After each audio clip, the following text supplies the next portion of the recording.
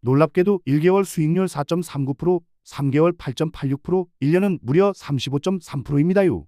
3개월 수치 비교만 해도 나스닥은 계속 왔다리 갔다리 하는데 이 친구는 시원하게 쭉쭉 올라가고 있죠. 심지어 배당 수익률도 3%에 육박하고요. 안녕하세요. 월급다리로 먹고 살기 힘들어 배당 사냥에 나선 대길이에요. 작년부터 올해까지 가장 핫한 지수 투자 두 개를 꼽으라면 단연 S&P 500과 나스닥 지수 투자라고 할 수 있는데요. 두 지수에 각각 투자했을 때 6개월 기대 수익률이 나스닥은 16.7%, S&P 500은 11%, 1년은 나스닥은 19.4%, S&P는 12.3%, 3년은 나스닥은 101.3%, S&P는 66.9%, 나스닥은 벌써 2배가 되었죠. 10년은 나스닥은 342, S&P는 217%나 되네요. 어마어마한 수익률이라고 할 수 있는데요. 대길이가 미장을 시작한 것도 나스닥과 S&P 투자하기 위해서입니다요. 하지만 요새 S&P 500과 나스닥 꼬라지를 보면 투자할 마음이 싹 사라지는데요. 나스닥은 3개월째 왔다리 갔다리 하면서 통 오를 기미가 안 보이고요. S&P 역시 나스닥보다는 조금 낫다만 3개월째 왔다리 갔다리 하면서 쥐꼬리만큼의 수익률을 보여주고 있습죠. 미장 달러 직투가 그렇게 좋다길래 쌀가마니 팔아서 달러 싸들고 왔더니만 내 달러는 국제 미화가 되어버렸단께요. 비싸게 달러 사서 왔더니만 달러 가격도 자꾸 틈만 나면 떨어져서 국장으로 돌아가기도 애매합니다요. 그래서 갈 곳 없는 달러가 안착할 곳을 찾기 위해 대길이가 많은 공부를 했는데요.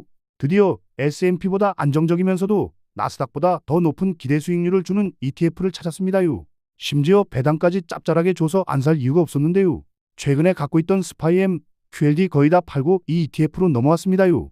이 ETF로 넘어와야 하는 본질적인 이유를 알기 위해선 왜 더 이상 S&P 500과 나스닥의 기대 수익률이 예전 같지 않은지를 이해해야 하는데요.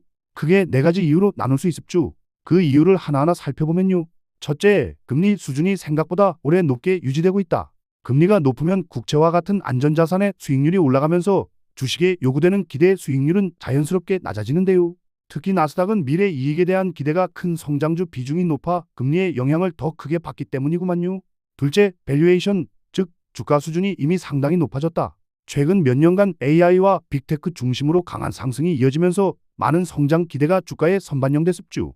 이로 인해 앞으로 실적이 좋아지더라도 추가 상승 여력이 제한적이라는 인식이 확산되고 있습니다요. 셋째, 기업 실적 자체는 나쁘지 않지만 시장의 기대치가 너무 높아 서프라이즈가 줄었다. 예상에 부합하는 실적 발표만으로는 주가를 더 끌어올리기 어려운 국면에 들어섰는데요. 예전처럼 폭발적인 상승 모멘텀이 부족하다는 소리입니다요. 특히 나스닥은 소수 메가테크의 상승이 집중되고 나머지 종목들은 상대적으로 부진하여 지수 전체가 횡보하는 경향을 띠고 있습죠. 넷째, AI 기대감이 1차 반영을 끝낸 상태다. 2023년도에서 2024년도에는 AI라 하면 무조건 성장이라는 인식이 있었는데요. 이제는 AI에 대한 기대 역시 초기의 폭발적인 단계는 지나고 실제 매출과 이익으로 증명해야 하는 단계로 넘어오고 있습죠. 이런 요인들이 겹치면서 나스닥은 최근 몇 달간 크게 오르지도 크게 빠지지도 않는 횡보 흐름을 보이고 있습니다요. 즉, 지금의 시장은 급락을 걱정할 정도로 나쁘지는 않지만 과거처럼 높은 기대 수익률을 쉽게 기대하기도 어려운 전환 구간이라고 볼 수 있어요. 물론 이런 상황 속에서도 급등하는 개별주도 있습니다만요. 본업에 집중해야 하는 바쁘다 바빠 현대사회에서는 개별주에 대한 공부를 하기도 쉽지 않고요. 괜히 잘못 투자했다가 폭락 한번 맛보면 노비생활 청산하기 더 어려워집니다요. 그래서 상대적으로 안정적인 수익률을 보장하면서도 리스크 위험이 적은 ETF를 하나 소개해 드릴까 하는데요. 바로 VXUS라는 ETF입니다요.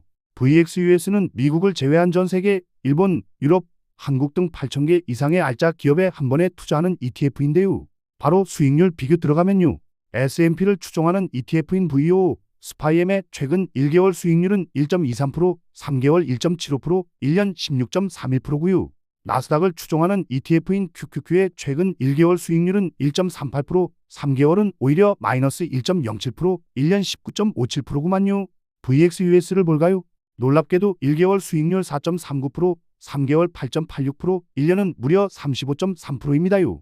3개월 수치 비교만 해도 나스닥은 계속 왔다리 갔다리 하는데 이 친구는 시원하게 쭉쭉 올라가고 있죠.